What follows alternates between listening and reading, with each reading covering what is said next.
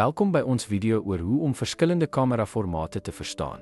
Kameras is noodsaaklike gereedskap om oomblikke vas te vang en om hul formate te ken, help om die regte een vir jou fotografiebehoeftes en kundigheid te kies.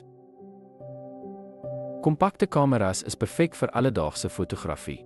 Hulle is klein, maklik om te gebruik en het tipies outomatiese instellings wat hulle ideaal maak vir diegene wat gerief wil hê sonder om die lewe se oomblikke vas te lê.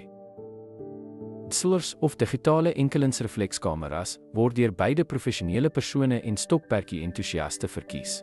Hulle bied hoë kwaliteit beelde, verwisselbare lense en handmatige kontroles wat buigsaamheid en presisie in verskeie fotografie-scenario's bied.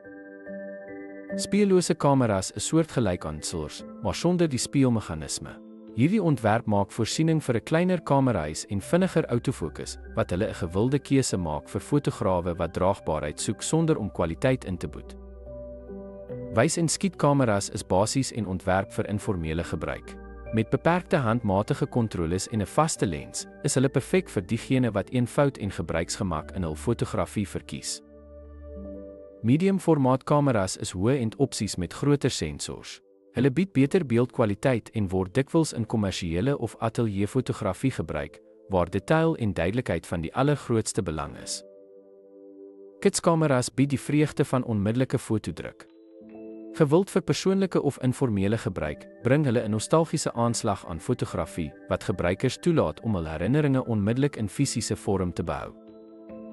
Ten slotte, die formaat van 'n kamera beïnvloed die vermoëns en gebruiksgemak daarvan. Of jy nou 'n informele fotograaf of 'n professionele persoon is, om hierdie formate te verstaan, help jou om die regte kamera vir jou behoeftes te kies.